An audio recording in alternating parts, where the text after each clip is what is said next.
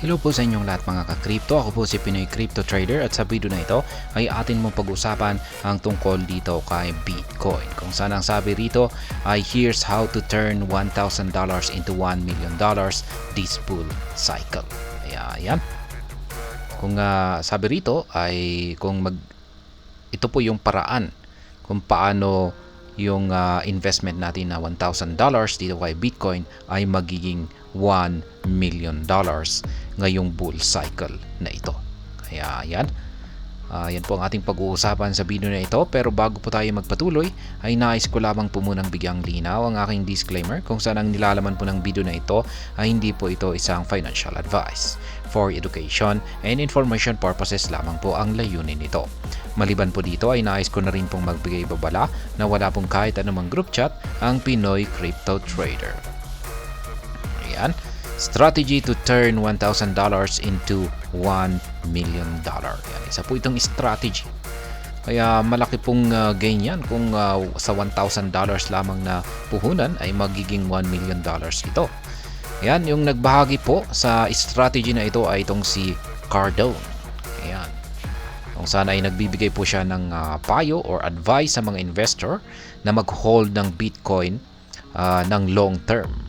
Ayan, or pang matagalan. At iwasan daw po natin ang short term. Yung mga short term na pagbabago sa presyo. Yung tipong bumabagsak yung kanyang presyo ay nagpapanik tayo. Yan, iwasan daw po natin yan. Dapat yung mindset natin ay yung long term. At kailangan po nating mag-focus sa kakayahan ni Bitcoin. Sa kanyang kung saan ay yung kanyang kakayahan na lumago ng long term.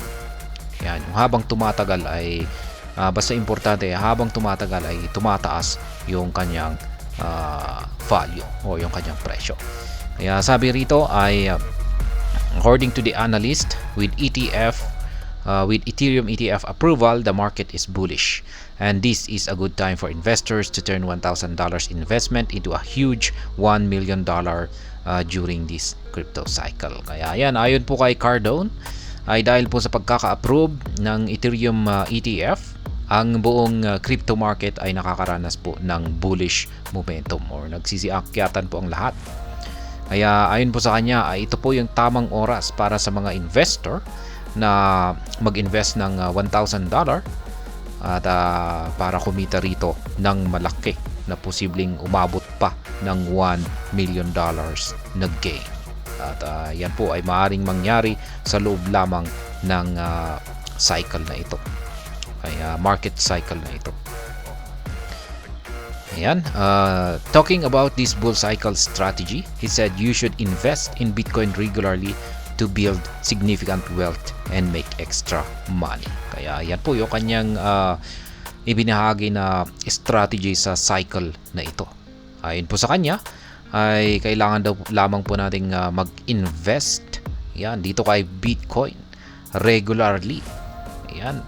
At dahan-dahan po nating i-build yan yung ating wealth dito. Yan. Or yung ating investment dito kay Bitcoin. Yan, unti-untiin po nating palakihin. At yan para kumita ng extra money rito. He believes the best way to do this is by working harder, saving more, and putting those savings into Bitcoin. Kaya ito po talaga yung pinaka-strategy ni Cardone dito. Siya po ay naniniwala na kailangan po talaga nating magtrabaho. Ayan, kailangan natin na mag-work harder. Ayan, or magpursigi sa pagtatrabaho. Ayan, at siyempre kung magiging seryoso po tayo sa ating pagtatrabaho ay siyempre kikita po tayo ng mas malaki. At kung meron tayong mas malaking kita ay mas marami po tayong masisave na amount ng pera. Ayan, kaya mas makakapag-save po tayo kung malaki ang kikitain natin. At siyempre, para malaki yung kikitain natin ay kailangan po talaga nating maging seryoso sa ating pagtatrabaho. At siyempre, ayan, sabi niya rito ay mas maganda raw na ilagay natin yung ating mga nasisave, yung ating mga naiipon dito kay Bitcoin. Kaya yan, this approach is like becoming a Bitcoin miner but without the technical hassle. Kaya yan, kinumpara po niya ito sa pagiging isang Bitcoin miner or minero. yung ganitong strategy niya ay parang nagmimina na rin daw tayo. Yun nga lang, at ang kaibahan rito ay hindi po ito nangangailangan ng technical na kaalaman.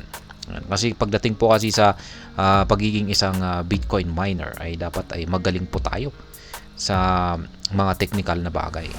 Ayan, para ma-maintain yung ating mga Bitcoin mining equipment. Ayan, pero pagdating po rito, yung kanyang strategy dito ay ayan, less or without technical hassle. Ayan, hindi po natin kailangan ng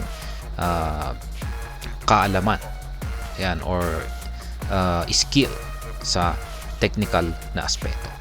Kaya yan lamang po yung simpleng estratehiya rito ni Cardone na kanyang ibinahagi rito. Ayan, kung paano kumita ng malaki dito kay Bitcoin. At ayan, hanggang dito na lamang po tayo sa video na ito. Sana po ay inyong nagustuhan ang aking paliwanag dito. Kung inyo po itong nagustuhan ay pakiclick lamang po ang like button nito. Para naman po sa mga bago lamang dito, kayo po ay aking inaanyayahan para mag-subscribe. Pakiclick na rin po ang bell icon nito dahil ito po ang siya magsisilbing notification nito sa mga bago kong videos na akin pong ina-upload sa aking YouTube channel na ito. Marami pong salamat sa panonood. Ingat po tayo lagi at God